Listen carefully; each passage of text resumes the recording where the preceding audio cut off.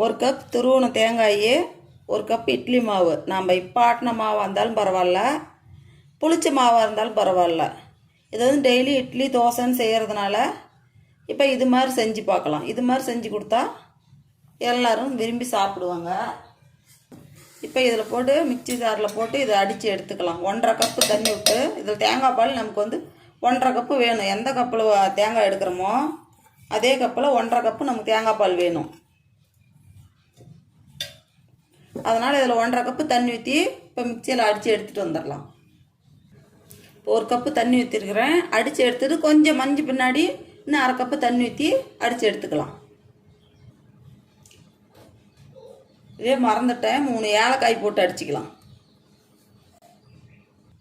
பாருங்கள், அடித்து எடுத்துகிட்டு வந்தாச்சு. இப்போ வடிகட்டிக்கலாம். இதில் ஊற்றி வடிகட்டி எடுத்துக்கலாம். பாரு, நல்லா நைஸாக மஞ்சிருச்சு.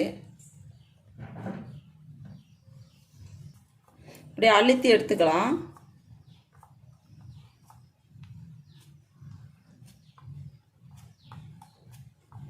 இதில் இருக்கிற பால்லாம் அப்படியே வந்துடும்.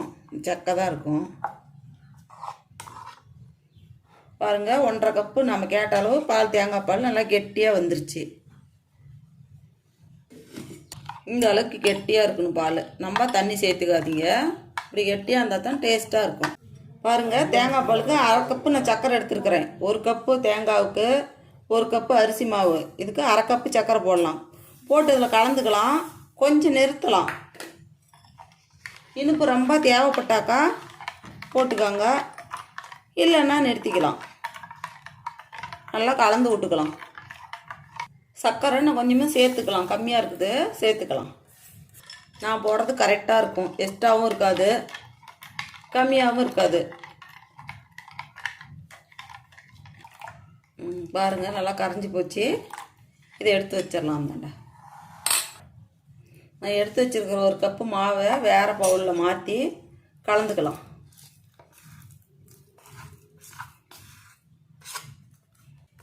உப்பு, சோடாப்பு எல்லாம் போட்டு கலந்துக்கலாம். தேவையான அளவு கொஞ்சமாக உப்பு போட்டுடலாங்க.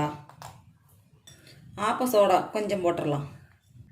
ரொம்ப கெட்டியாக இருக்குது. கொஞ்சம் தண்ணி ஊற்றி மாவு கலந்துக்கலாம்.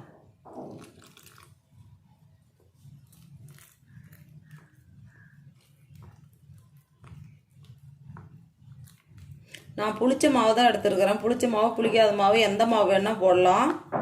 நல்லா டேஸ்ட்டாக இருக்கும்.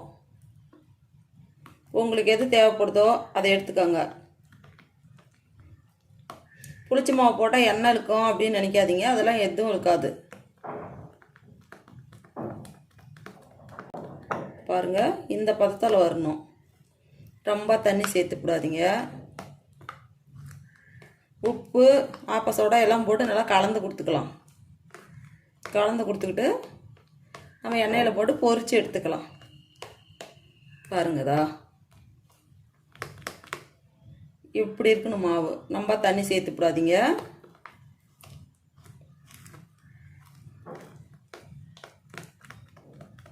கலந்தாச்சு. எண்ணெய் காஞ்சிச்சான்னு பார்க்கலாம்.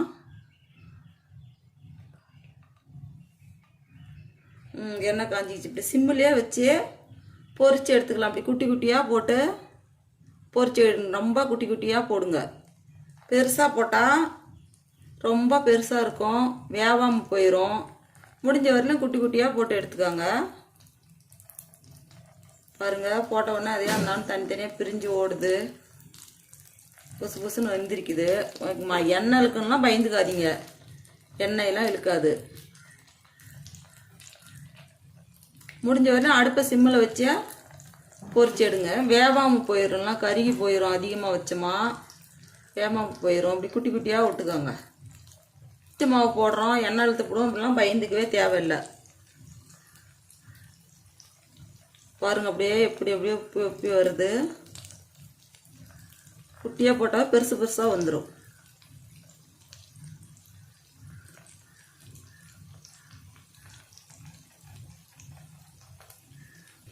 கொஞ்சம் எல்லாம் வந்த பின்னாடி, கொஞ்சம் எல்லாம் ஒரே மாதிரி பொரிஞ்சு வந்த பின்னாடி ஒவ்வொன்றா திருப்பி விட்டுக்கலாம். நல்லா வெந்த பின்னாடி நல்லா ப்ரௌன் கலராக வரணும். வந்த பின்னாடி எடுத்துக்கலாம். இருக்கட்டும். அப்படியே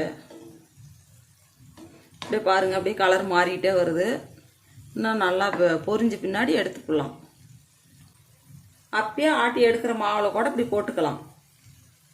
இப்போ இட்லிக்கு ஆட்டி எடுத்து வைக்கிறேன் இல்லையா, இப்பயே அப்படியே ஆட்டும் போதே கூட எடுத்து இப்படி செஞ்சுக்கலாம். எல்லாம் அப்படி கலந்து கொடுத்துக்கிட்டே இருங்க, எல்லாம் ஈவனாக வெந்து போயிடும். எடுத்துடலாம். பாருங்கள்,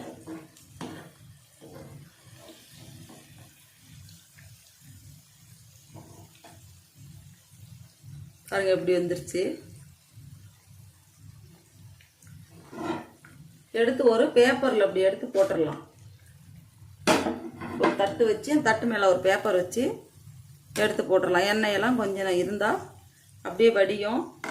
கொஞ்சம் ஆறணும். மீதி மாவையும் எல்லாம் பொரித்து எடுத்துக்கலாம். ஒரு மாவெல்லாம் போட்டு எண்ணெயில் போட்டு பொரித்து எடுத்துக்கிட்டோம். இப்போ தேங்காய் பாலில் போட்டு கலந்துடலாம்.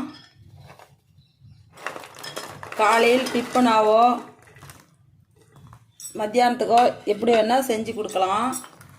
பாருங்கள், இது இப்படி பால் பணியாரம் ரெடி ஆயிடுச்சு. நல்லா கொஞ்ச நேரம் போட்டு ஊற வச்சு எடுத்து கொடுத்தா குழந்தைங்களோ பெரியவங்களோ எல்லாரும் விரும்பி சாப்பிடுவாங்க. ஒரே மாதிரி நம்ம இட்லி தோசைன்னு தானே செய்கிறோம். அதுக்கு இப்படி செஞ்சு பாருங்கள் ஒரு முறை. பாருங்களா,